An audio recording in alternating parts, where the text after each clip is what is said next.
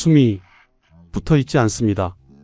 1779년 5월 7일 새벽 창경궁 숙창궁 전각에서 의원의 떨리는 목소리가 울려 퍼졌습니다. 그의 손끝은 차갑게 식어버린 어린 소녀의 맥을 짚고 있었습니다. 13살, 아직 어린아이라 해도 무방한 나이였습니다. 그 소녀는 조선의 후궁이었고 그녀의 이름은 원빈 홍씨였습니다. 대체 무슨 일입니까? 어제 저녁까지만 해도 멀쩡했는데? 급히 달려온 나인이 소리쳤습니다. 어젯밤 원빈은 평소처럼 저녁 수라를 들었고 별다른 이상이 없었습니다. 하지만 새벽녘 원빈의 처소에서 신음소리가 들렸고 나인들이 급히 들어갔을 때는 이미 의식을 잃은 상태였습니다. 급히 불린 의원이 도착했을 때 소녀의 숨은 이미 끊어져 있었습니다. 전하께 급히 아뢰어라. 궁궐이 발칵 뒤집혔습니다. 26살의 젊은 왕 정조는 소식을 듣자마자 숙창궁으로 달려왔습니다. 왕의 얼굴은 창백했습니다. 그는 차갑게 식어버린 소녀의 작은 손을 잡았습니다. 너무나 작고 가냘픈 손이었습니다. 병의 원인을 알 수 있는가? 정조의 목소리는 가라앉아 있었습니다. 의원은 머리를 조아렸습니다. 병이 괴이합니다, 전하. 갑작스럽고 원인을 알 수가 없사옵니다. 괴이한 병. 실록에 그렇게 기록될 만큼 원빈의 죽음은 급작스러웠습니다. 어제까지만 해도 멀쩡했던 13살 소녀가 단 하룻밤 사이에 차가운 죽음이 되어버린 것입니다. 무엇이 이 어린 소녀를 죽음으로 몰아넣은 것일까요? 더욱 놀라운 것은 이 소녀가 누구였는가 하는 점입니다. 원빈 홍씨는 조선 역사상 최초로 정식 삼간택과 가례 절차를 거쳐 처음부터 빈의 자코를 받고 입궁한 후궁이었습니다. 그녀는 당대 최고 권력자 홍국영의 동생이었고 1년 전만 해도 온 조정이 축하했던 화려한 입궁식의 주인공이었습니다. 그런데 지금 그 화려함은 온데간데 없이 사라지고 차가운 시신만이 누워 있었습니다. 입궁한 지 불과 1년 만의 일이었습니다. 행장을 짐이 직접 쓰겠노라. 정조의 한마디에 주변 신하들이 깜짝 놀랐습니다. 행장이란 죽은 사람의 일생을 기록한 글입니다. 왕이 후궁의 행장을 직접 쓰는 일은 조선 역사에서 극히 이례적이었습니다. 아니, 전례가 없는 일이었습니다. 전하, 그것은 짐의 뜻이 그러하니 더 이상 말하지 말라. 정조의 목소리에는 확고한 결의가 담겨 있었습니다. 26살의 젊은 왕은 13살의 세상을 떠난 소녀를 위해 직접 붓을 들기로 결심했습니다. 그날 정조의 손에서 어제인 수건 비행장이 탄생하게 됩니다. 하지만 왜였을까요? 정조는 왜 이토록 이례적인 예우를 한 것일까요? 그리고 원빈은 정말 병으로 죽은 것일까요?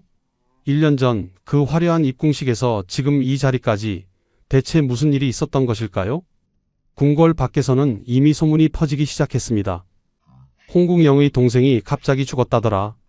아직 13살밖에 안 된 어린 소녀였다던데. 무언가 석연치 않다. 사람들은 수군거렸습니다. 이 어린 소녀에게 무슨 일이 일어났을까요? 그녀는 어떻게 궁궐에 들어왔고 왜 1년 만에 세상을 떠나야 했을까요? 그리고 정조는 왜 그토록 특별한 예우를 했을까요? 이 이야기가 궁금하시다면 영상 끝까지 봐주세요. 구독과 좋아요는 이 채널에 큰 힘이 됩니다. 13년 전으로 돌아가 보겠습니다. 1766년 5월 27일 풍산 홍씨 가문의 저택에서 한 여자아이가 태어났습니다. 아버지는 호조 참판 홍낙춘, 그리고 오빠는 훗날 조선을 뒤흔들 홍국영이었습니다. 이 집안은 명문가였습니다. 더구나 그들은 해경궁 홍씨와 친정 11촌 관계였습니다. 왕실과 깊은 인연이 있는 집안이었던 것입니다. 딸아이로구나. 참으로 곱게 생겼구나. 아버지 홍낙춘은 갓 태어난 딸을 내려다보며 흐뭇한 미소를 지었습니다. 그 옆에서 9살 오빠 홍국영도 작은 여동생을 신기한 듯 바라보았습니다. 아무도 몰랐습니다. 이 작은 아기가 13년 후 조선 역사에 특별한 기록을 남기게 될 것이라는 사실을 말입니다. 소녀는 총명하게 자라났습니다. 글을 배우면 단번에 이해했고 예법을 익히면 단정하게 행했습니다. 집안 어른들은 모두 이 아이를 칭찬했습니다. 참으로 영특한 아이로구나. 언젠가 큰 복을 누릴 것이다. 하지만 소녀의 운명을 결정한 것은 그녀의 영특함이 아니었습니다. 바로 오빠 홍국영의 권력이었습니다. 1776년 영조가 승하하고 정조가 즉위했습니다. 그때 홍국영의 나이는 19살이었습니다. 젊은 정조는 즉위하자마자 홍국영을 도승지로 임명했습니다. 도승지는 왕의 비서실장과 같은 자리였습니다. 모든 정보가 도승지를 거쳐 왕에게 전달되고 왕의 명령도 도승지를 통해 내려갔습니다. 홍국영만 있으면 짐은 무엇이든 할 수 있다. 정조는 홍국영을 전적으로 신뢰했습니다. 홍국영은 정조의 즉위를 도운 1등 공신이었고 정조의 개혁 정치를 뒷받침하는 핵심 인물이었습니다. 조정의 모든 일이 홍국영을 거쳐야 했습니다. 그의 권력은 막강했습니다. 홍도승지의 말이 곧 전하의 뜻이다. 대신들은 이렇게 말했습니다. 어떤 이는 부러워했고 어떤 이는 시기했고 어떤 이는 두려워했습니다. 홍국영의 집안은 조선에서 가장 권세 있는 가문이 되었습니다. 그 집안의 막내딸이 바로 원빈이 될 소녀였습니다. 소녀는 평범하게 자라났습니다. 오빠가 궁궐에서 바쁘게 일하는 동안 그녀는 집안에서 글을 읽고 자수를 놓으며 조용히 지냈습니다. 소녀는 자신의 운명이 어떻게 될지 전혀 알지 못했습니다. 1778년 소녀가 12살이 되던 해였습니다. 갑자기 궁궐에서 소식이 전해졌습니다. 정순왕후 마마께서 후궁 간택령을 내리셨다. 정순왕후는 영조의 계비였고 정조에게는 할머니뻘이 되는 대왕대비였습니다. 그녀가 후궁 간택을 명한 것입니다. 명분은 간단했습니다. 정조에게는 아직 자식이 없었고 왕비 효의왕후도 자식을 낳지 못하고 있었습니다. 왕실의 후사를 위해 후궁이 필요하다는 것이었습니다. 하지만 조정은 술렁이었습니다. 정조는 26살의 젊은 왕이었지만 후궁을 드리는 데 관심이 없었기 때문입니다. 전하께서는 궁인을 가까이 하지 않으신다. 신하들도 이 사실을 알고 있었습니다. 정조는 학문과 정사에만 집중하는 왕이었습니다. 그런 왕에게 갑자기 후궁 간택이라니 조정은 혼란스러워했습니다. 바로 그때 홍국영이 움직였습니다. 그는 자신의 여동생을 후궁 후보로 올렸습니다. 12살의 어린 소녀를 말입니다. 여동생을 전하의 후궁으로 올리다니 대신들은 속으로 수군거렸습니다. 하지만 아무도 홍국영의 결정에 반대하지 못했습니다. 그의 권력이 너무 막강했기 때문입니다. 12살 소녀는 갑자기 후궁 간택 후보가 되었습니다. 어린 소녀는 혼란스러웠을 것입니다. 그저 오빠가 시키는 대로 따를 수밖에 없었습니다. 오라버니, 제가 궁궐에 들어가야 하나요? 그래야 한다. 우리 집안을 위해서, 그리고 전하를 위해서. 홍국영의 목소리는 단호했습니다. 그는 자신의 여동생을 통해 왕실과 더욱 단단한 연결고리를 만들고 싶었을 것입니다. 어쩌면 순수한 충성심이었을 수도 있고 어쩌면 권력욕이었을 수도 있습니다. 우리는 알 수 없습니다. 다만 확실한 것은 12살 소녀의 운명이 그날 결정되었다는 사실입니다. 그녀는 곧 조선 역사상 가장 특별한 후궁이 될 것이었습니다. 하지만 그때는 아무도 몰랐습니다. 그 화려함이 1년밖에 지속되지 않으리라는 것을, 그리고 소녀가 13살에 세상을 떠나게 되리라는 것을 말입니다. 1778년 6월 창경궁에서는 전례 없는 일이 벌어지고 있었습니다. 후궁의 간택이 마치 왕비를 맞이하듯 성대하게 진행되고 있었던 것입니다. 삼간택 절차, 가례 절차, 그리고 처음부터 비니 자코를 수여하는 일. 이 모든 것이 조선 역사상 처음 있는 일이었습니다. 원빈 홍씨를 맞이하라. 궁궐 안에 외침이 울려 퍼졌습니다. 12살 소녀는 화려한 예복을 입고 궁궐로 들어갔습니다. 원빈, 그것이 그녀가 받은 자코였습니다. 그리고 숙창궁, 그것이 그녀의 궁호였습니다. 보통 후궁은 나인으로 들어와서 왕의 총애를 받은 후 자코를 받습니다. 하지만 홍씨는 처음부터 정일품 빈의 지위를 받았습니다. 이것은 마치 왕비를 맞이하는 것과 같구나. 원로 대신들도 놀라워했습니다. 하지만 아무도 반대하지 못했습니다. 홍국영의 권력이 너무 막강했고 정조도 이를 허락했기 때문입니다. 입궁식 날 조정 대신들이 모두 참석했습니다. 홍국영은 자랑스러운 표정으로 서 있었습니다. 자신의 여동생이 왕의 후궁이 되는 순간이었으니까요. 축하드리옵니다. 홍도승지. 대신들이 홍국영에게 인사를 건넸습니다. 표면적으로는 축하였지만 속으로는 복잡한 감정들이 교차했을 것입니다. 부러움, 시기, 두려움, 불안함. 12살 원빈은 숙창궁의 자리를 잡았습니다. 어린 소녀에게 궁궐은 너무나 낯설고 큰 곳이었습니다. 하지만 그녀는 최선을 다했습니다. 예법을 익히고 궁중 생활에 적응하려 애썼습니다. 해경궁 홍씨가 원빈을 불렀습니다. 해경궁은 정조의 어머니이자 원빈과는 친정 11촌 관계였습니다. 어서 오거라, 아이야. 해경궁의 목소리는 따뜻했습니다. 정조가 나중에 쓴 어제인 수건 비행장에는 해경궁이 원빈에게 각별한 정의를 나타냈다고 기록되어 있습니다. 과연 그랬을까요? 해경궁은 정말로 원빈을 따뜻하게 대했을까요? 하지만 훗날 해경궁 자신이 쓴 한중록에는 전혀 다른 내용이 나옵니다. 그녀는 원빈에 대한 각별한 정의가 있었다는 것을 강하게 부정했습니다. 그것은 사실이 아니다라고 말입니다. 무엇이 진실이었을까요? 우리는 알 수 없습니다. 다만 12살 소녀는 궁궐에서 최선을 다해 살아가고 있었습니다. 정조는 원빈을 자주 찾지 않았습니다. 왕은 여전히 정사에 몰두했고 학문에 집중했습니다. 원빈과의 관계는 형식적이었습니다. 전하께서 오늘도 행차하지 않으셨습니다. 나인들이 수군거렸습니다. 원빈은 12살의 어린 소녀였고 정조는 26살의 성인 남자였습니다. 그들 사이에는 너무나 큰 간격이 있었습니다. 하지만 겉으로는 모든 것이 완벽해 보였습니다.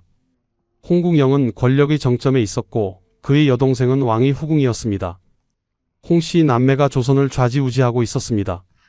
조선의 실권은 홍궁영이 쥐고 있다. 사람들은 이렇게 말했습니다. 맞는 말이었습니다. 홍궁영은 인사권을 휘둘렀고 자신의 사람들을 요직에 앉혔습니다. 모든 일이 그를 거쳐야 했습니다. 원빈은 숙창궁에서 조용히 지냈습니다. 12살 소녀는 궁중 생활에 적응하려 했었습니다. 글을 읽고 자수를 놓고 예법을 익혔습니다. 겉으로 보기에는 평화로운 나날이었습니다. 원빈 마마, 오늘 날씨가 참 좋다옵니다. 그러하구나. 정말 좋은 날씨로구나. 소녀는 창밖을 바라보았습니다. 궁궐 담장 너머로 푸른 하늘이 보였습니다. 자유로운 새들이 날아다녔습니다. 소녀는 무슨 생각을 했을까요? 집에 있는 부모님이 그리웠을까요?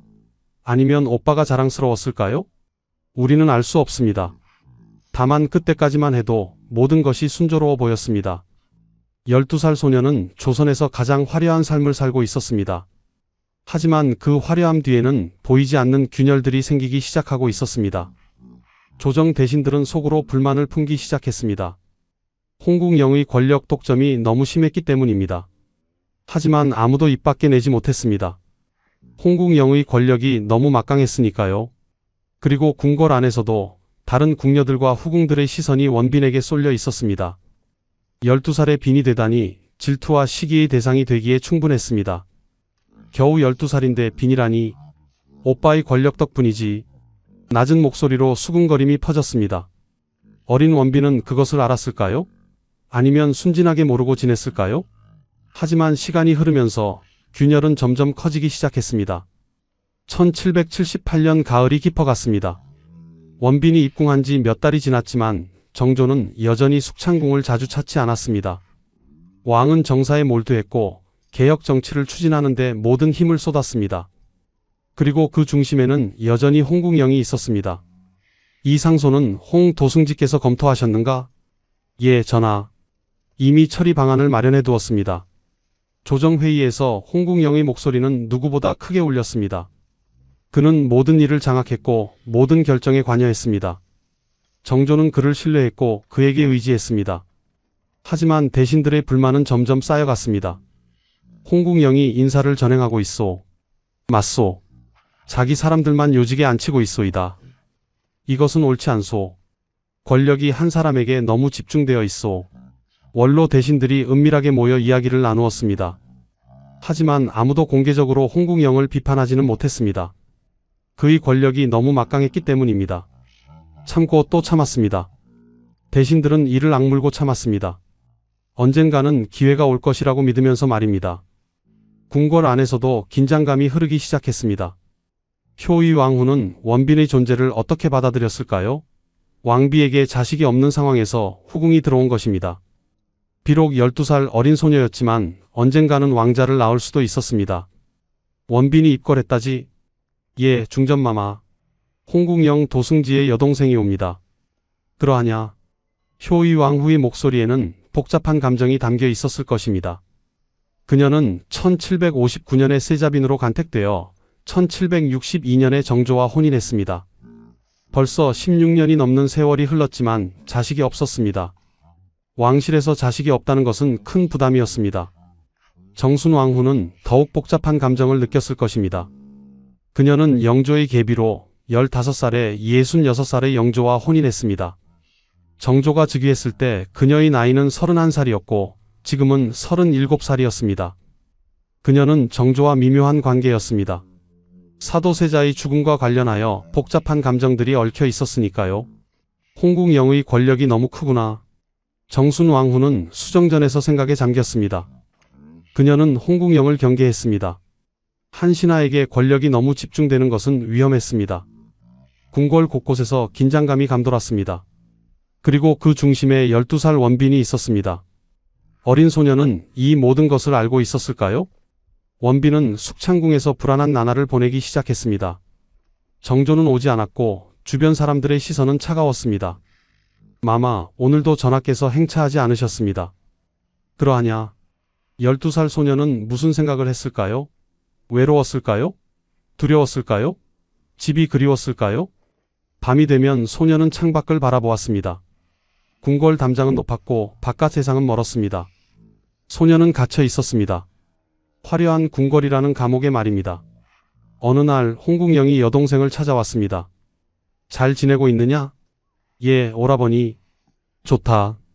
네가 여기 있는 것이 우리 집안에 큰 도움이 된다. 홍국영의 목소리는 만족스러워 보였습니다. 하지만 그는 여동생의 외로운 눈빛을 보지 못했습니다. 아니, 보려 하지 않았습니다.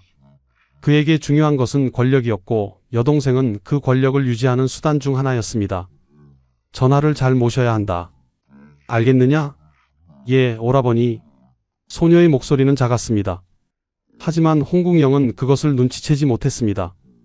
그는 바쁜 사람이었고 곧 궁궐 밖으로 나갔습니다. 홀로 남은 원빈은 무너져 내렸습니다. 나인이 급히 부축했습니다. 마마, 괜찮으시옵니까? 괜찮다. 그저 조금 어지러울 뿐이다. 12살 소녀는 너무 많은 것을 감당하고 있었습니다. 후궁이라는 지위, 오빠에 대한 기대, 주변의 시선, 정조의 무관심, 궁중의 긴장감. 이 모든 것이 어린 소녀의 어깨를 짓눌렀습니다. 그리고 1779년이 밝았습니다. 원빈이 입궁한 지 반년이 넘었습니다.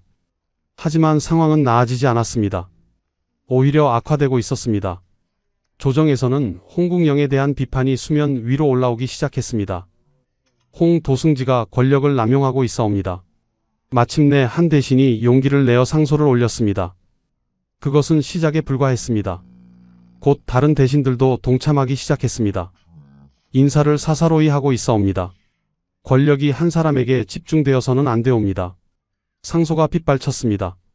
정조는 난처해졌습니다. 그는 홍국영을 신뢰했지만 대신들의 주장도 일리가 있었습니다.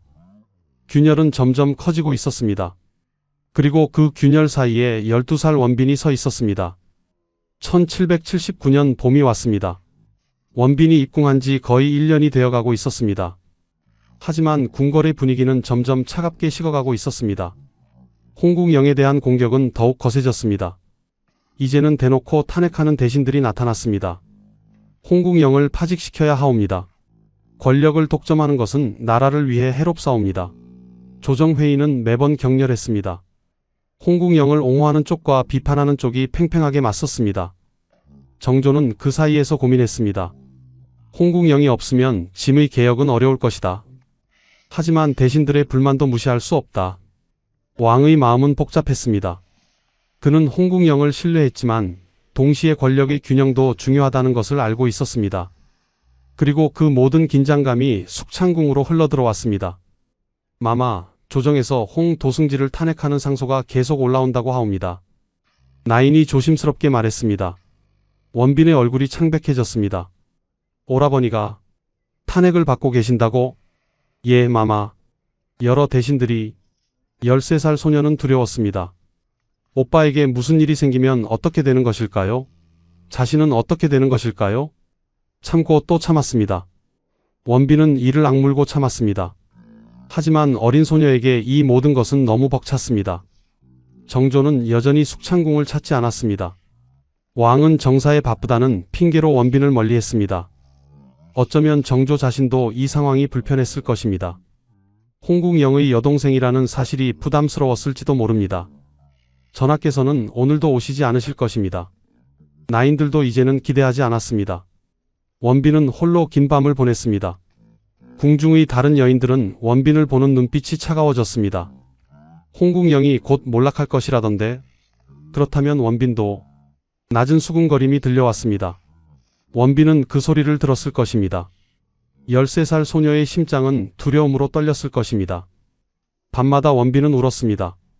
나인들이 숙창궁 밖에서 들었습니다. 마마께서 또 우시는구나. 안타까운 일이로다. 아직 어린 나이에. 하지만 아무도 원빈을 위로할 수 없었습니다. 궁궐은 냉혹한 곳이었습니다. 권력이 있을 때는 모두가 추켜 세우지만 권력이 흔들리면 모두가 등을 돌렸습니다. 원빈은 밥을 제대로 먹지 못하기 시작했습니다. 마마, 수라를 드셔야 하옵니다. 입맛이 없구나. 하오나 마마, 몸을 돌보셔야. 괜찮다. 물러가거라. 소녀는 점점 야위어 갔습니다. 13살의 나이에 감당하기엔 너무 큰 무게였습니다. 권력의 무게, 기대의 무게, 두려움의 무게. 매일 두려움 속에서 살아야 했습니다. 오빠는 어떻게 될까? 자신은 어떻게 될까? 정조는 왜 오지 않을까? 궁중 사람들은 왜 저렇게 차갑게 대할까? 참고 또 참았습니다. 13살 소녀는 아무 말도 할 수 없었습니다. 그저 견딜 수밖에 없었습니다. 1779년 5월 초 원빈의 건강이 갑자기 악화되었습니다. 마마께서 쓰러지셨습니다. 나인이 비명을 질렀습니다. 급히 의원이 불려왔습니다. 맥이 매우 약하옵니다. 기운이 허하시옵니다. 의원이 진찰을 하고 말했습니다. 하지만 구체적인 병명은 알 수 없었습니다. 마마, 약을 드셔야 하옵니다. 알겠다. 원빈은 약을 드셨지만 차도가 없었습니다. 소녀의 몸은 점점 약해져만 갔습니다. 5월 6일 원빈은 저녁 수라를 조금 드셨습니다. 평소보다 더 적은 양이었습니다. 마마, 괜찮으시옵니까? 그저 피곤할 뿐이다. 일찍 자도록 하겠다. 그날 밤 원빈은 일찍 잠자리에 들었습니다. 나인들은 밖에서 대기하고 있었습니다. 모든 것이 평소와 같아 보였습니다. 하지만 한밤중이 되었을 때 숙창궁에서 신음소리가 들려왔습니다. 나인들이 급히 들어갔습니다. 마마. 원빈은 침상에서 괴로워하고 있었습니다. 얼굴은 창백했고 숨을 제대로 쉬지 못하고 있었습니다. 급히 의원을 불러라. 궁궐이 발칵 뒤집혔습니다. 한밤중에 의원들이 급히 불려왔습니다. 하지만 너무 늦었습니다. 1779년 5월 7일 새벽 13살 원빈 홍씨는 숨을 거두었습니다. 입궁한 지 딱 1년 만의 일이었습니다. 숨이 붙어있지 않습니다. 의원의 목소리는 떨렸습니다. 새벽 공기는 차가웠고 숙창궁은 적막했습니다. 13살 소녀가 차갑게 식어가고 있었습니다. 어찌 된 일이냐? 어제까지만 해도. 나인들은 울음을 터뜨렸습니다. 모든 것이 너무 갑작스러웠습니다. 급히 전해진 소식에 정조가 달려왔습니다. 26살의 젊은 왕은 숙창궁에 들어서자마자 얼어붙었습니다. 침상 위에 작은 소녀가 누워 있었습니다. 너무나 작고 가냘픈 몸이었습니다. 원빈. 정조는 천천히 다가갔습니다. 그는 소녀의 손을 잡았습니다. 차가웠습니다. 병의 원인이 무엇이냐? 전하, 병이 괴이하옵니다. 갑작스럽고 원인을 알 수가 없사옵니다. 괴이한 병. 조선 왕조실록에 그렇게 기록될 만큼 원빈의 죽음은 의문투성이었습니다. 어제까지만 해도 멀쩡했던 소녀가 단 하룻밤 사이에 세상을 떠난 것입니다. 대체 무엇이?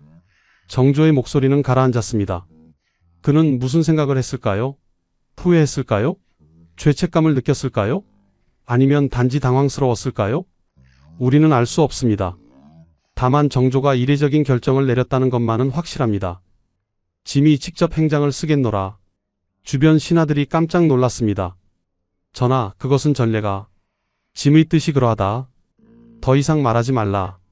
정조의 목소리에는 확고함이 담겨 있었습니다. 왕이 후궁의 행장을 직접 쓴다는 것은 조선 역사상 유례없는 일이었습니다. 하지만 정조는 그렇게 하기로 결심했습니다. 왜였을까요?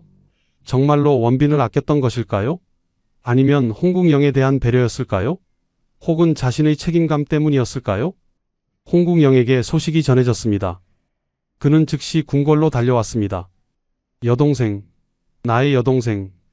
홍국영은 숙창궁으로 달려가려 했지만 내관들이 막았습니다. 도승지 나으리, 아직은. 비켜라. 내 여동생을 보아야 한다. 홍국영의 목소리는 절규에 가까웠습니다. 권력의 정점에 서 있던 남자가 여동생의 죽음 앞에서는 그저 한 명의 오빠일 뿐이었습니다. 하지만 현실은 냉혹했습니다. 홍국영은 숙창궁에 들어갈 수 없었습니다. 그저 멀리서 여동생의 죽음을 확인할 수밖에 없었습니다. 왜 이런 일이? 홍국영은 무너져 내렸습니다. 그의 권력도 그의 지위도 이 순간만큼은 아무 소용이 없었습니다. 조정에서는 긴급회의가 열렸습니다. 원빈의 장례를 어떻게 치를 것인가? 영빈 이 씨의 전례를 따라야 할 것이옵니다. 영빈 이 씨는 영조의 후궁이자 사도세자의 어머니였습니다. 후궁 중에서 가장 높은 예우를 받았던 인물이었습니다. 정조는 원빈의 장례도 그 전례를 따르기로 했습니다. 시호는 인숙으로 하라. 원호는 인명원으로 하라. 시호와 원호. 이건 역시 후궁에게는 이례적인 예우였습니다. 정조는 13살 소녀에게 파격적인 예우를 했습니다. 5월 16일 원빈의 입관식이 거행되었습니다. 새벽 5시부터 7시 사이 묘시의 입관이 이루어졌습니다. 빈소는 안현의 본궁으로 정해졌습니다. 장례 행렬이 궁궐을 떠났습니다. 많은 사람들이 지켜보았습니다.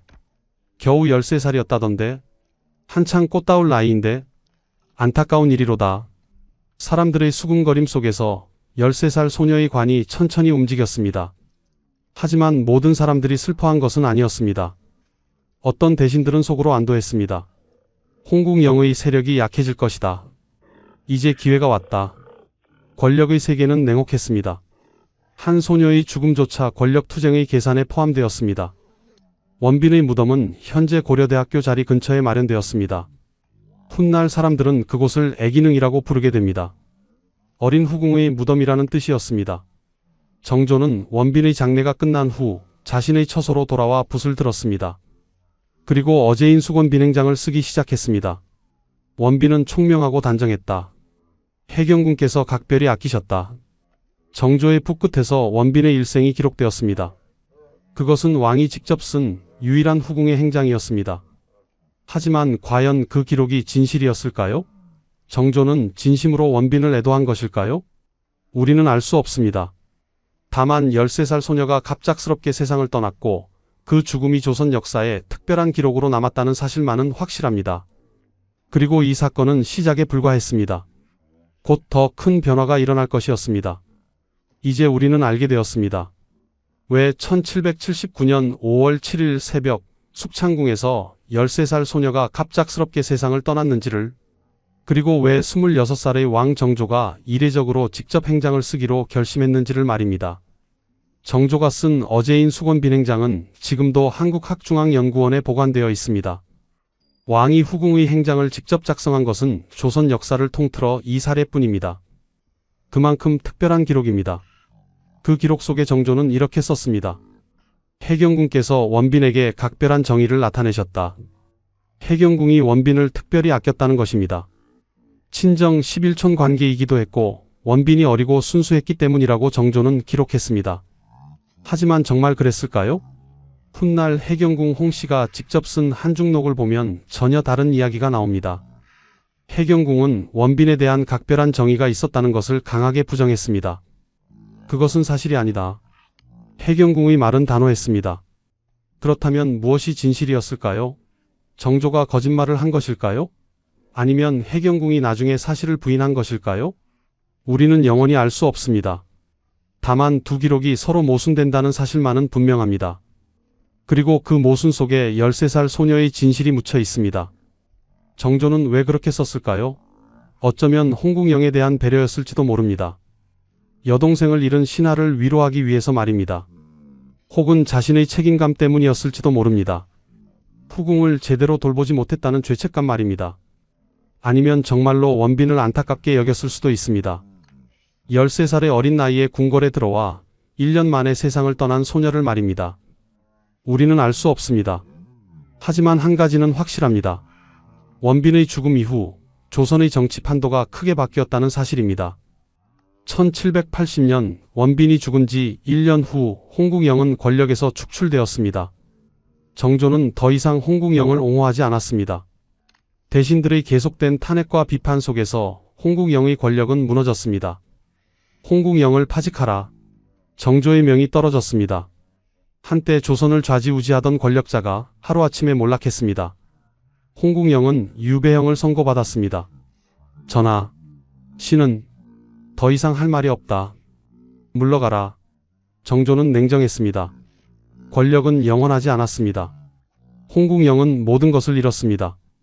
권력도, 지위도, 그리고 여동생마저 잃었습니다. 그리고 1786년 원빈이 죽은 지 7년 후 조정에서 놀라운 결정이 내려졌습니다. 임명원의 원호를 혁파하라. 효위궁의 궁호도 혁파하라. 원빈에게 주어졌던 모든 명예가 박탈되었습니다. 명목은 간단했습니다. 전례에 어긋나는 과도한 예우였다. 한때 조선 최초로 간택과 가래를 거쳐 빈이 된 소녀는 이제 역사에서 지워지고 있었습니다. 그녀의 무덤은 남았지만 그녀의 명예는 사라졌습니다. 홍국영이 몰락했기 때문입니다. 권력자의 동생이었기 때문에 특별한 예우를 받았고 권력자가 몰락했기 때문에 명예를 박탈당했습니다. 13살 소녀는 끝까지 오빠의 권력에 휘둘렸습니다. 하지만 한 가지만은 남았습니다. 바로 정조가 손수 쓴 어제인 수건 비냉장입니다. 그 기록만은 지워지지 않았습니다. 왕이 직접 쓴 글이기 때문에 아무도 감히 없앨 수 없었습니다. 그 기록 속에 원빈은 영원히 존재합니다. 총명하고 단정했던 소녀로, 12살에 궁궐에 들어와 13살에 세상을 떠난 소녀로, 그리고 왕이 직접 행장을 써준 유일한 후궁으로 말입니다. 원빈 홍씨는 무엇을 꿈꿨을까요? 단지 궁궐에서 평범하게 살고 싶었을까요? 오빠의 권력이 원망스러웠을까요? 정조가 자신을 찾아주기를 바랐을까요? 우리는 알 수 없습니다. 다만 그녀가 너무 어렸다는 것만은 확실합니다. 13살은 꿈을 꾸기에도, 사랑을 하기에도, 권력을 이해하기에도 너무 어린 나이였습니다. 그 어린 소녀에게 권력은 너무 무거웠습니다.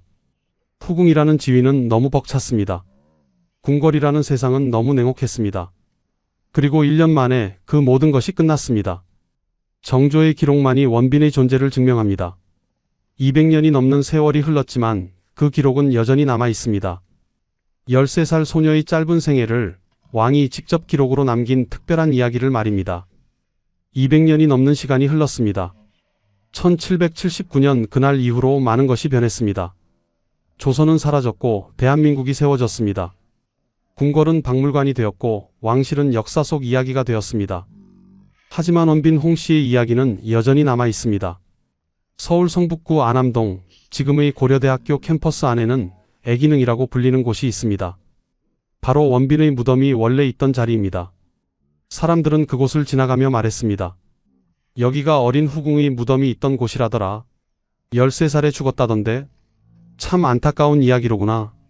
1944년 일제강점기 때 원빈의 무덤은 서삼릉 경내의 후궁 묘역으로 이장되었습니다.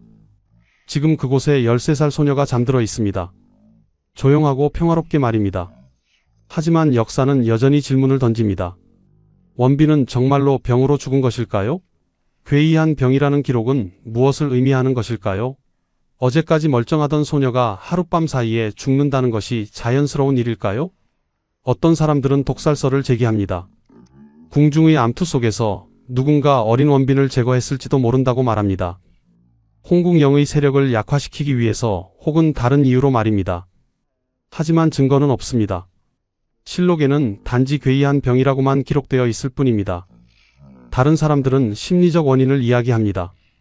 13살 소녀가 감당하기에는 너무 큰 스트레스와 압박 속에서 심신이 쇠약해져 죽음에 이르렀을 것이라고 말합니다. 참고 또 참았던 어린 소녀가 마침내 견디지 못하고 무너졌을지도 모릅니다. 우울증, 불안증, 거식증, 13살 소녀에게 너무 무거운 짐이었습니다. 우리는 진실을 알 수 없습니다. 다만 한 가지는 확실합니다. 원빈 홍씨는 13살의 나이에 세상을 떠났고 그녀의 죽음은 많은 의문을 남겼다는 사실입니다. 정조와 해경궁의 상반된 기록도 미스터리입니다. 정조는 해경궁이 원빈을 각별히 아꼈다고 썼습니다. 하지만 해경궁은 그것은 사실이 아니다라고 부인했습니다.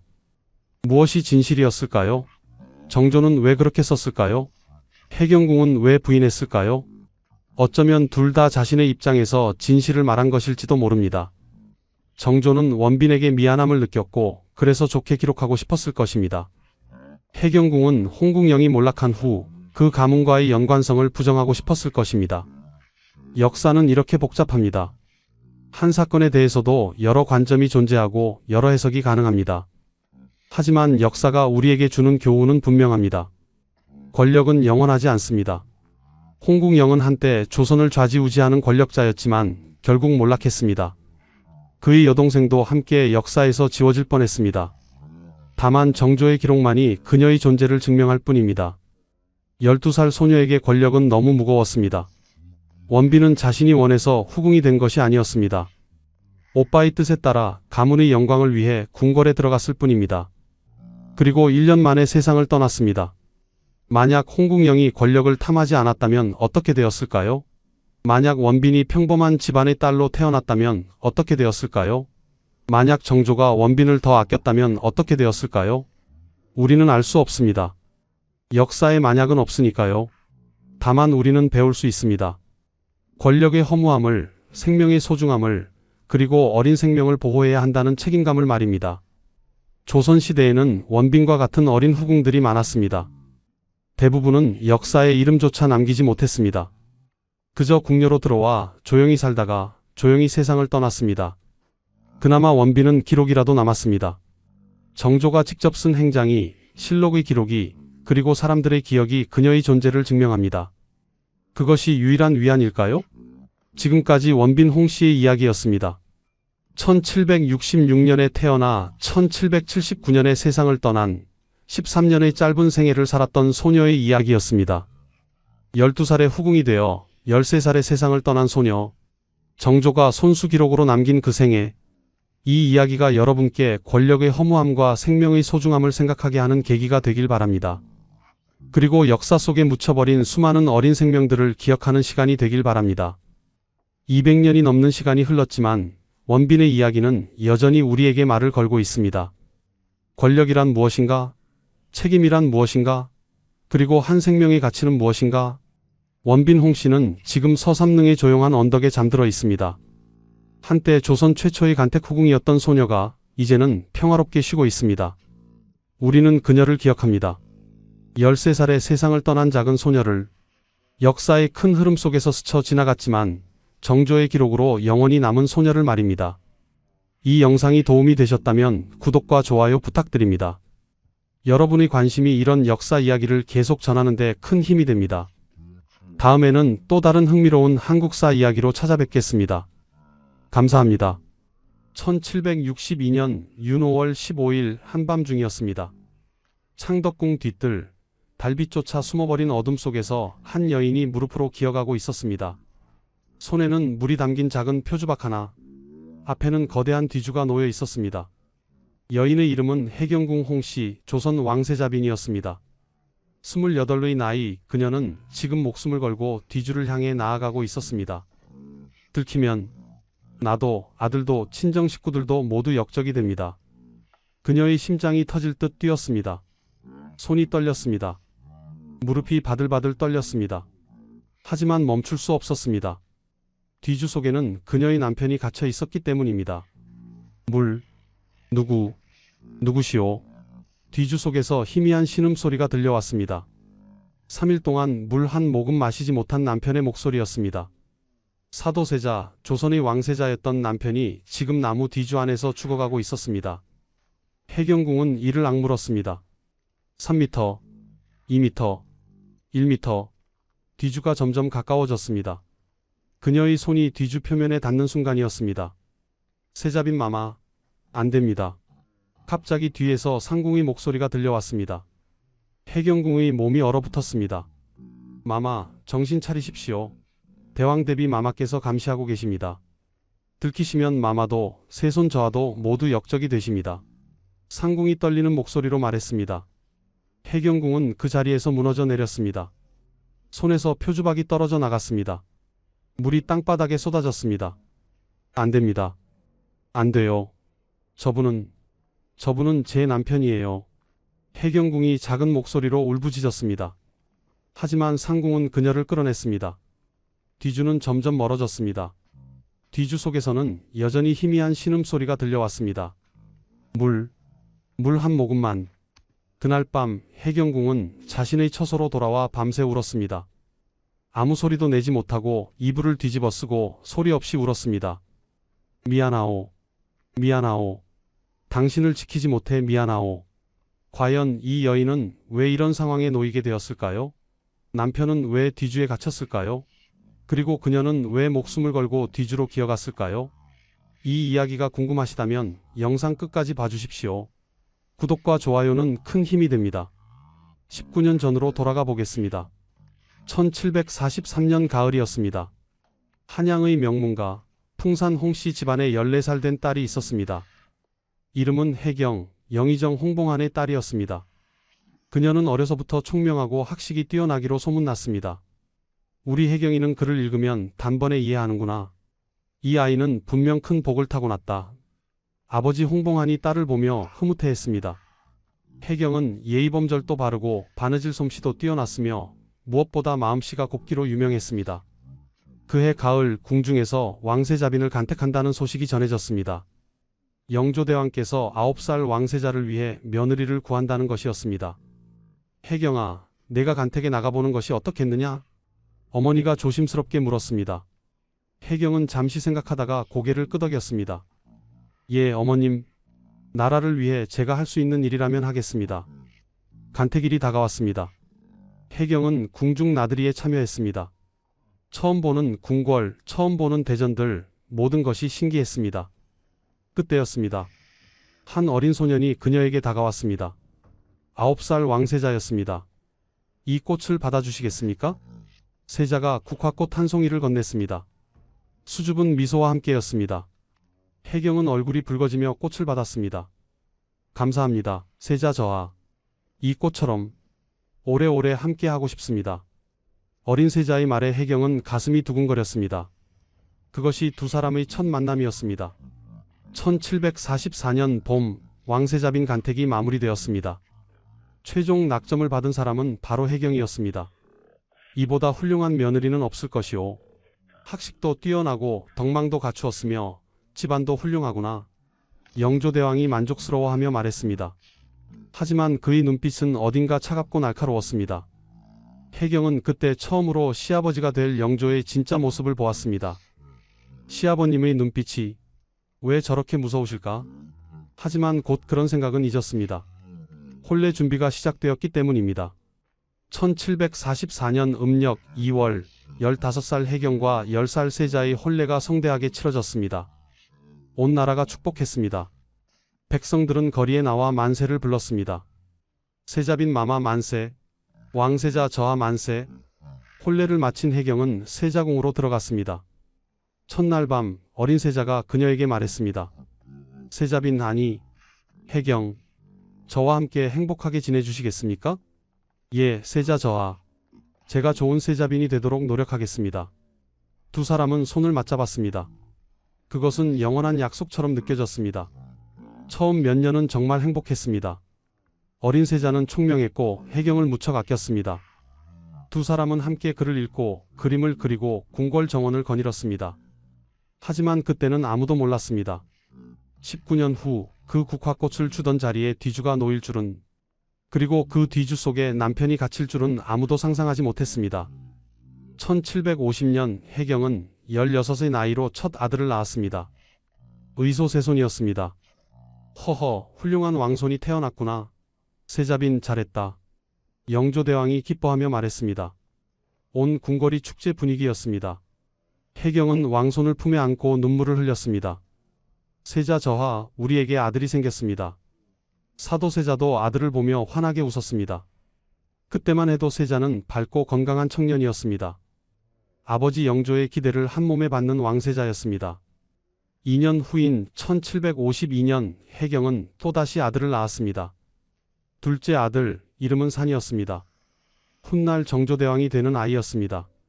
이번에도 왕손이구나. 세자빈은 정말 복이 많은 여인이로다. 궁중 사람들이 입을 모아 칭찬했습니다. 해경은 그야말로 조선 최고의 세자빈이었습니다. 두 명이 왕손을 낳았고 시부모를 잘 모셨으며 궁중 예법을 완벽하게 지켰습니다. 세자빈 마마는 참으로 훌륭하십니다. 저렇게 완벽한 분을 어디서 찾겠습니까? 궁녀들이 수군거렸습니다. 해경 자신도 그 시절이 행복했습니다. 사랑하는 남편, 두 명의 건강한 아들, 안정된 궁중 생활. 모든 것이 완벽해 보였습니다. 어느 봄날이었습니다. 해경은 남편 사도세자와 함께 두 아들을 데리고 궁궐 후원을 거닐었습니다. 해경, 우리 참 복이 많습니다. 이렇게 건강한 아들들이 있고 아버마마께서도 기뻐하시니 말입니다. 사도세자가 환하게 웃으며 말했습니다. 해경도 미소 지었습니다. 그러게 말입니다. 세자 저하. 이 행복이 영원했으면 좋겠습니다. 그때 첫째 아들 의소세손이 아버지 품으로 뛰어들었습니다. 아버마마, 나비가 날아갑니다. 저것 좀 보세요. 허허, 그래. 우리 아들 참 명랑하구나. 사도세자가 아들을 안아 올렸습니다. 둘째 아들 산이도 어머니 해경에게 매달렸습니다. 완벽한 가족의 모습이었습니다. 하지만 그 행복은 오래가지 못했습니다. 1752년 겨울이었습니다. 어느 날 영조대왕이 사도세자를 불렀습니다. 해경은 우연히 그 장면을 목격했습니다. 네 이놈, 이것이 무엇이냐? 글씨가 삐뚤어졌구나. 영조의 호통 소리가 대전 밖까지 들렸습니다. 해경은 깜짝 놀라 문 밖에 서 있었습니다. 아버마마, 소자가 잘못했습니다. 다시 쓰겠습니다. 세자의 떨리는 목소리가 들렸습니다. 내 모든 것이 못마땅하다. 글씨도 행동도 말투도. 내가 정말 내 아들이 맞느냐? 영조의 목소리는 점점 커졌습니다. 해경은 가슴이 철렁했습니다. 얼마 후 세자가 밖으로 나왔습니다. 그의 얼굴은 창백했고 손이 떨리고 있었습니다. 세자 저하 괜찮으십니까? 해경이 조심스럽게 물었습니다. 세자는 아무 말 없이 고개를 저었습니다. 그의 눈빛이 예전과 달랐습니다. 무언가 꺼져가는 것 같았습니다. 그날 이후 사도세자는 조금씩 변하기 시작했습니다. 웃음이 줄어들었습니다. 말수가 적어졌습니다. 밤에 악몽을 꾸고 소리를 지르기 시작했습니다. 해경은 불안했지만 아직 큰 문제라고 생각하지 않았습니다. 시간이 지나면 나아지겠지. 그렇게 생각했습니다. 하지만 운명은 이미 톱니바퀴를 돌리기 시작했습니다. 행복했던 시절은 서서히 막을 내리고 있었습니다. 1755년 비극이 시작되었습니다. 첫째 아들 의소세손이 갑자기 병에 걸렸습니다. 고열에 시달리던 아이는 결국 닷새 만에 숨을 거두었습니다. 겨우 5살이었습니다. 세손아. 해경이 아들의 죽음을 붙잡고 울부짖었습니다. 사도세자도 넋을 잃었습니다. 하지만 영조의 반응은 달랐습니다. 아들을 제대로 돌보지 못했구나. 세자와 세자빈의 부덕함 때문이다. 차갑게 내뱉은 한마디였습니다. 해경은 그 말에 얼어붙었습니다. 사도세자는 더욱 큰 충격을 받았습니다. 아버마마, 소자의 잘못입니다. 모두 소자의 잘못입니다. 세자는 아들의 장례식 내내 그 말만 되풀이했습니다. 해경이 아무리 위로해도 소용없었습니다. 그날 이후 사도세자에게 이상한 증상이 나타나기 시작했습니다. 옷을 갈아입어야겠소. 이 옷은 안 됩니다. 세자가 갑자기 말했습니다. 이미 새 옷으로 갈아입은 지 한식경도 안 되었는데 말입니다. 세자 저하, 이미 새 옷을 입으셨습니다. 아니요, 이 옷은 안 됩니다. 당장 벗어야 합니다. 세자가 소리를 질렀습니다. 그리고는 옷을 벗고 또 갈아입었습니다. 하루에 수십 벌의 옷을 갈아입기 시작했습니다. 세자 저하, 대체 무슨 일이십니까? 해경이 걱정스럽게 물었습니다. 세자는 고개를 흔들며 말했습니다. 모르겠소. 나도 모르겠소. 그냥 이 옷을 입고 있으면 숨이 막히는 것 같소. 또 다른 증상도 나타났습니다. 창덕궁 밖으로 나가지 못하는 것이었습니다. 세자 저하, 오늘은 대전의 문안을 드리러 가셔야 합니다. 안 됩니다. 밖에 나가면 아버마마가. 세자가 떨리는 목소리로 말했습니다. 얼굴에는 식은땀이 흘렀습니다. 공포에 질린 표정이었습니다. 해경은 남편을 달랬습니다. 하지만 세자는 문 밖으로 나서지 못했습니다. 결국 영조에게 문안을 못 드리는 날이 점점 많아졌습니다. 네 이놈, 감히 아비에게 문안도 안 오느냐. 영조의 호통이 다시 날아왔습니다. 세자는 더욱 움츠러들었습니다. 악순환이 시작된 것입니다. 1758년 어느 날 밤 끔찍한 일이 벌어졌습니다. 네 이놈, 감히 내 말을 안 듣느냐. 세자의 소리가 들렸습니다. 해경이 급히 달려갔습니다. 세자가 환관 한 명을 때리고 있었습니다. 세자 저하, 안 됩니다. 해경이 말렸지만 이미 늦었습니다. 환관은 머리에서 피를 흘리며 쓰러져 있었습니다. 다음 날 아침 그 환관은 숨을 거두었습니다. 해경은 큰 고민에 빠졌습니다. 이 사실을 대전에 알려야 하나? 하지만 알리면 세자 저하가. 결국 해경은 침묵을 선택했습니다. 환관의 죽음은 병사로 처리되었습니다. 하지만 그것은 시작에 불과했습니다. 1760년 더 끔찍한 일이 일어났습니다. 궁녀가 죽었습니다. 사도세자의 손에 의해서였습니다. 세자 저하, 정신 차리십시오. 해경이 남편을 붙잡았습니다. 세자는 피 묻은 손을 보며 중얼거렸습니다. 내가 무슨 짓을 한 거요? 해경아, 나를 죽여주시오. 안 됩니다. 세자 저하, 정신 차리십시오. 세 손이 있지 않습니까? 우리 산이가 있지 않습니까? 해경은 남편을 끌어안았습니다. 그리고 또다시 침묵을 선택했습니다. 궁녀의 죽음도 은폐되었습니다. 하지만 해경은 매일 밤 악몽을 꾸었습니다. 이대로는 안 돼. 하지만 어떻게 해야 하지? 시아버님께 말씀드리면 세자 저하가 폐위될 텐데. 그러면 산이는? 참고 또 참았습니다. 매일매일이 지옥 같았습니다. 하지만 참아야 했습니다. 아들을 지키기 위해서, 남편을 지키기 위해서. 그러나 비밀은 영원히 숨겨질 수 없는 법입니다. 결국 그 모든 것이 드러나는 날이 다가오고 있었습니다. 1760년부터 1762년까지 해경궁의 삶은 그야말로 지옥이었습니다. 낮에는 완벽한 세자빈이어야 했습니다. 궁중 행사에 참석하고 영조대왕께 문안을 드리고 궁녀들을 관리했습니다. 아무 일도 없는 것처럼 웃어야 했습니다. 하지만 밤이 되면 간병인이 되어야 했습니다. 남편의 발작을 막고 궁녀들을 보호하고 모든 비밀을 숨겨야 했습니다. 세자 저하, 제발 정신 차리십시오. 밤마다 해경은 남편에게 애원했습니다. 세자는 자신의 머리를 쥐어뜯으며 소리쳤습니다. 내가 왜 이러는지 모르겠소. 나도 이러고 싶지 않소. 알고 있습니다. 세자 저하, 저도 다 알고 있습니다. 해경이 남편을 끌어안았습니다. 세자는 그녀의 품에서 아이처럼 울었습니다. 해경, 나를 죽여주시오. 이렇게 사느니 차라리. 안 됩니다. 그런 말씀하지 마십시오. 세 손이 있지 않습니까? 해경이 남편의 입을 막았습니다. 그때 문 밖에서 작은 소리가 들렸습니다.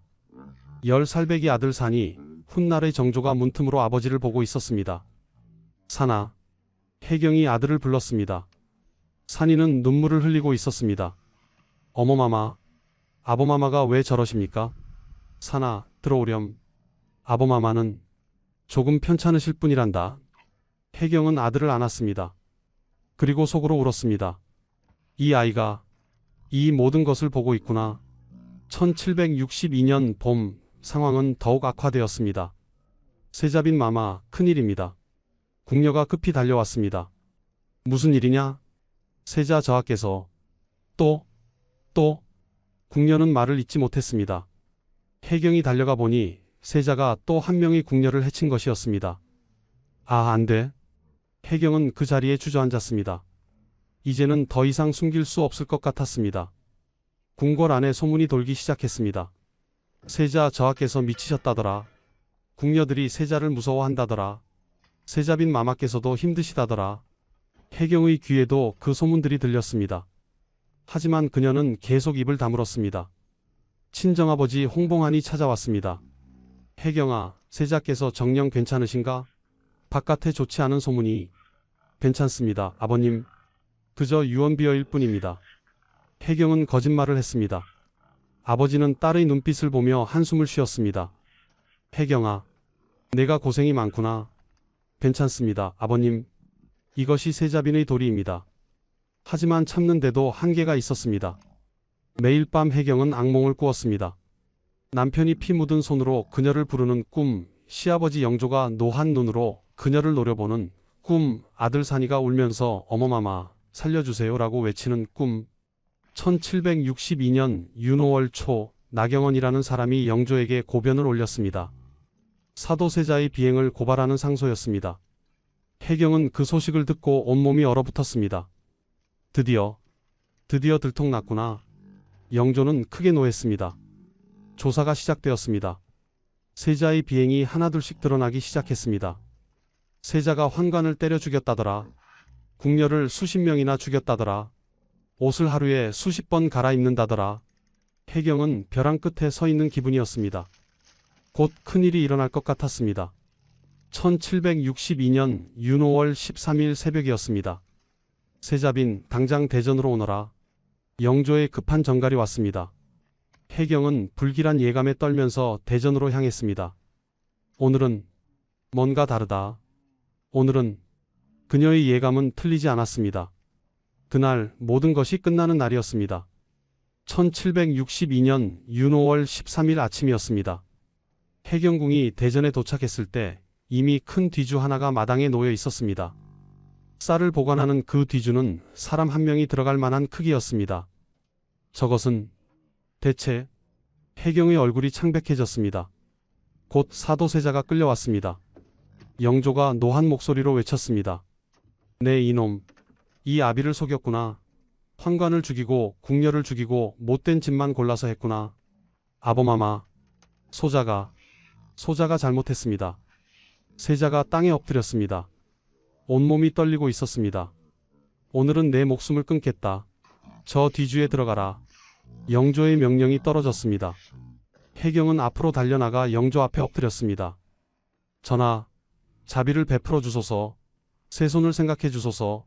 세자는 아픕니다. 닥쳐라. 병이 아니라 죄다. 역적의 시를 남겨둘 수 없다. 영조가 혜경을 밀쳤습니다. 혜경은 바닥에 넘어졌습니다.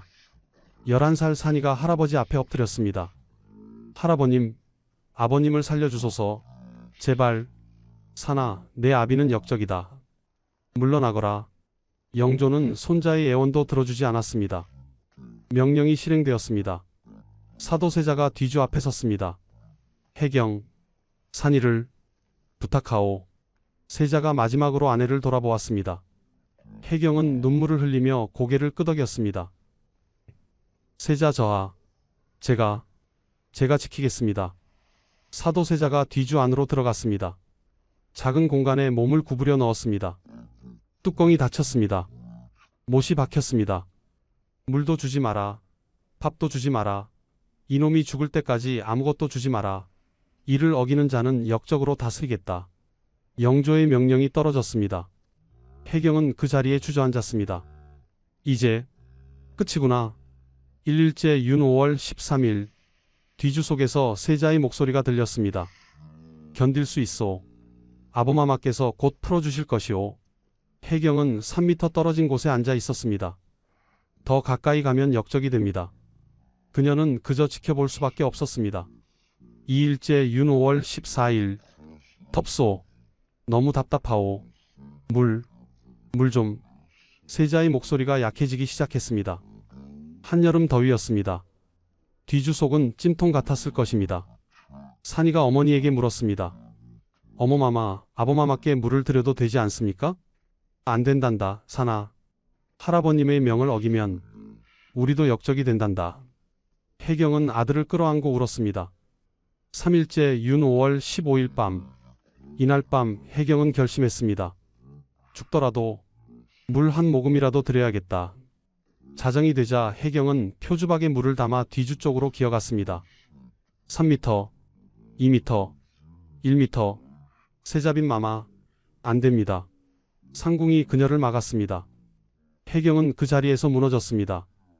표주박의 물이 땅에 쏟아졌습니다. 4일째 윤 5월 16일 뒤주 속에서는 신음소리만 들렸습니다. 말도 제대로 하지 못했습니다. 혜경은 다시 한번 시도했습니다. 이번에는 낮에. 하지만 또 실패했습니다. 감시가 너무 심했습니다. 5일째 윤 5월 17일 희미한 신음만 들렸습니다. 혜경은 세 번째 시도를 했습니다. 역시 실패했습니다. 왜 나를 막는 것이오? 저분은 내 남편이오. 혜경이 상궁에게 소리쳤습니다. 하지만 상궁도 울고 있었습니다. 마마, 저도 마음이 아픕니다. 하지만 대왕대비 마마께서 6일째 윤 5월 18일 새벽 혜경은 네 번째 시도를 했습니다. 이번에도 실패했습니다. 7일째 윤 5월 19일 밤 뒤주 속에서 마지막 목소리가 들렸습니다. 혜경, 산이를 왕으로 만들어 주시오. 혜경은 뒤주의 귀를 대고 울었습니다. 예, 세자 저하. 약속하겠습니다. 그날 밤 혜경은 5번째 시도를 했습니다. 마지막 시도였습니다. 역시 실패했습니다. 8일째 윤 5월 21일 정오 뒤주 속이 조용해졌습니다. 아무 소리도 들리지 않았습니다. 뒤주를 열어라. 영조의 명령이 떨어졌습니다. 못이 뽑혔습니다. 뚜껑이 열렸습니다. 혜경은 그 안을 보았습니다. 28살 남편이 그렇게 떠났습니다. 세자 저하악. 혜경의 절규가 궁궐에 울려 퍼졌습니다. 산이가 아버지에게 달려들었습니다. 아보마마, 눈 뜨세요. 하지만 사도세자는 대답이 없었습니다. 영조는 차갑게 말했습니다. 역적의 죽음은 당연한 것이다. 치워라. 그날 혜경궁의 세계가 무너졌습니다. 그리고 49년간의 침묵이 시작되었습니다. 사도세자가 죽은 그날 저녁이었습니다. 혜경은 11세 아들 산이를 데리고 처소로 돌아왔습니다. 아들은 하루 종일 울었습니다. 얼굴이 퉁퉁 부었습니다. 어머마마, 아보마마는 왜 돌아가신 겁니까? 산이가 떨리는 목소리로 물었습니다. 혜경은 아들을 끌어안았습니다. 산아, 아보마마는 하늘로 가셨단다. 왜요? 왜 할아버님이 아보마마를 뒤주해? 산아. 혜경이 아들의 어깨를 붙잡았습니다. 그리고 아들의 눈을 똑바로 바라보며 말했습니다. 산아, 잘 들어라. 이제부터 너는 울면 안 된다. 네가 울면 우리는 살아남을 수 없다. 어머마마, 할아버님 앞에서는 절대 아보마마 이야기를 하지 마라. 절대. 알겠느냐? 혜경의 목소리는 단호했습니다. 아들은 고개를 끄덕였습니다. 그날 밤 두 사람은 말없이 앉아 있었습니다. 혜경은 결심했습니다. 진실을 숨기자. 아들을 왕으로 만들자. 그것만이 우리가 살 길이다. 다음 날부터 혜경은 완벽한 세자빈으로 돌아갔습니다. 아무 일도 없었던 것처럼 웃었습니다. 영조에게 문안을 드렸습니다. 세자빈, 앞으로 세 손을 잘 키우도록 하라. 예, 전하. 명심하겠습니다. 혜경은 고개를 숙였습니다. 속으로는 피눈물이 흘렀지만 얼굴에는 아무 표정도 짓지 않았습니다. 14년이 흘렀습니다.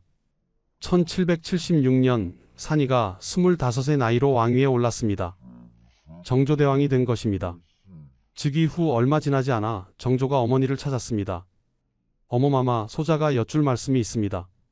무엇이냐, 전하. 그날 1762년 윤 5월 아보마마께서 뒤주에 계실 때 어머마마는 어디 계셨습니까? 혜경의 손이 떨렸습니다. 14년 만에 듣는 질문이었습니다. 전하, 그날은 잊으십시오. 어찌 잊을 수 있겠습니까? 소자는 그날을 하루도 잊은 적이 없습니다. 정조의 목소리가 커졌습니다. 어머마마, 아보마마는 정말 미쳤습니까? 정말 역적이었습니까? 전하, 어머마마, 대답해 주십시오. 그날의 진실을 말씀해 주십시오. 혜경은 입술을 깨물었습니다. 피가 났습니다. 하지만 말할 수 없었습니다.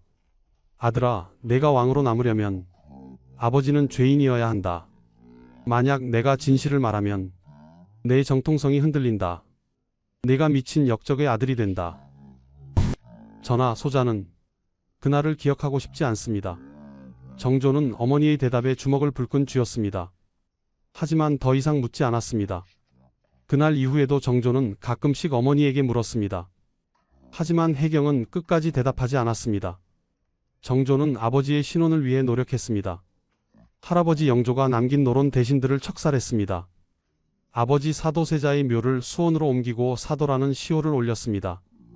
1795년 정조가 어머니 혜경궁을 모시고 수원 화성에 갔습니다. 아버지 사도세자의 묘를 참배하기 위해서였습니다. 무덤 앞에서 정조가 엎드려 울었습니다. 아범마마, 소자가 못난 아들입니다. 그날 소자가 어렸기에 아범마마를 지키지 못했습니다. 60세가 된 해경궁도 무덤 앞에 섰습니다. 33년 만이었습니다. 그녀는 눈물을 꾹 참았습니다. 나도 울고 싶다. 나도 당신 앞에서 울고 싶다. 하지만 울면 안 된다. 아직은. 정조가 어머니를 돌아보았습니다. 어머마마, 눈물을 흘리셔도 됩니다. 아니다, 전하. 나는 괜찮다. 해경은 끝까지 눈물을 보이지 않았습니다. 1800년 6월 정조가 병으로 쓰러졌습니다. 49세의 나이였습니다. 임종 자리에서 정조가 어머니 손을 잡았습니다. 어머마마, 이제는 말씀해 주소서. 전하, 아범마마께서 뒤주에 계실 때 어머마마는 무엇을 하셨습니까? 해경은 아들의 손을 꽉 잡았습니다. 말하고 싶었습니다. 하지만 입이 떨어지지 않았습니다. 전하, 어미는 어머마마. 정조의 손에서 힘이 빠졌습니다. 그는 그렇게 눈을 감았습니다. 어머니로부터 끝내 답을 듣지 못한 채 전하. 해경이 아들을 흔들었습니다. 하지만 정조는 이미 숨을 거둔 뒤였습니다. 아들아, 이제야 말할 수 있는데, 이제야. 해경은 아들의 죽음을 붙잡고 처음으로 소리내어 울었습니다. 49년 만이었습니다. 1805년 정조가 세상을 떠난 지 5년이 지났습니다. 71세가 된 해경궁 홍씨는 조용한 처소에 앉아 있었습니다. 앞에는 종이와 붓이 놓여 있었습니다. 이제는 말해야겠구나. 그녀는 떨리는 손으로 붓을 들었습니다. 그리고 쓰기 시작했습니다. 60년 전 그날의 이야기를 한중록이라는 제목을 붙였습니다. 한스러움을 기록하다는 뜻이었습니다. 처음에는 가족들에게 보이기 위한 기록이었습니다. 손자들에게, 후손들에게 진실을 알려주고 싶었습니다. 1762년 윤5월 13일 그날 아침 대전에 뒤주 하나가 놓여 있었다. 해경궁은 그날의 일을 하나하나 기록했습니다. 남편이 뒤주에 갇히던 순간 8일 동안의 고통, 그리고 나는 그날 밤 뒤주로 기어갔다. 붓을 멈추고 해경궁은 눈을 감았습니다. 43년 전 그날 밤이 떠올랐습니다. 어둠 속에서 무릎으로 기어가던 자신의 모습이 한 번이 아니었다. 나는 5번 시도했다. 해경궁은 떨리는 손으로 계속 썼습니다. 3일째 밤 표주박에 물을 담아 기어갔다. 상궁이 막았다. 5일째 밤 다시 시도했다. 역시 막혔다. 6일째 새벽 3번째 시도. 실패했다. 7일째 밤 4번째 시도. 감시가 너무 심했다. 8일째 새벽 마지막 시도. 더 이상 다가갈 수 없었다. 눈물이 종이 위로 떨어졌습니다. 글씨가 번졌습니다. 모두 실패했다. 나는 남편에게 물 한 모금 주지 못했다. 3미터 앞에서 남편이 죽어가는데 나는 아무것도 할 수 없었다. 해경궁은 붓을 놓고 얼굴을 감쌌습니다. 한참을 울고 나서 다시 붓을 들었습니다. 그리고 나는 역적이 되는 것이 두려웠다. 감히 고백하건대 나는 겁쟁이였다. 아들을 지켜야 했기 때문이다. 해경궁은 계속해서 진실을 기록했습니다. 세자는 미치지 않았다.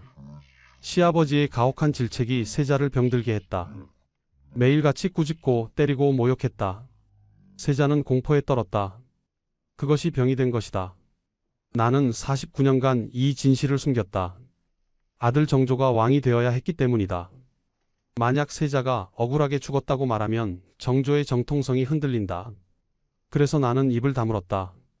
아들아, 용서하렴. 어미는 내가 왕이 되길 바랐단다. 그래서 진실을 말하지 못했단다. 해경궁은 마지막 문장을 썼습니다. 만약 들키지 않았다면 나는 6번째도 시도했을 것이다. 그것이 아내의 도리였고 어머니의 본능이었다. 붓을 놓았습니다. 한중록의 지필이 끝났습니다. 해경궁은 창밖을 바라보았습니다. 60년 전 저 뒤뜰에 뒤주가 놓여 있었습니다. 당신, 이제는 알겠지요. 내가 당신을 사랑했다는 것을, 그리고 끝까지 당신 편이었다는 것을. 1815년 해경궁 홍씨가 세상을 떠났습니다. 81세의 나이였습니다. 한중록은 비밀리에 후손들에게 전해졌습니다. 왕실의 치부를 담은 이 기록은 오랫동안 세상에 공개되지 못했습니다.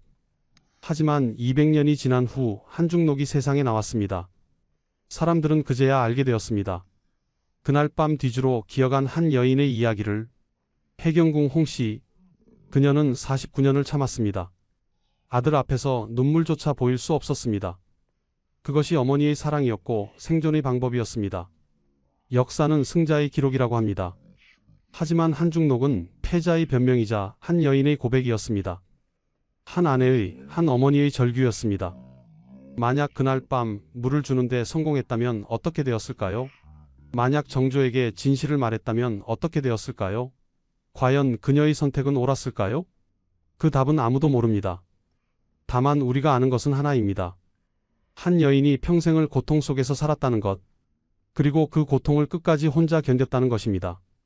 지금까지 해경궁 홍씨, 그날 밤 뒤주로 기어간 어머니의 이야기였습니다. 이 이야기가 여러분께 작은 깨달음이 되길 바랍니다. 구독과 좋아요 부탁드립니다. 다음에 또 만나요.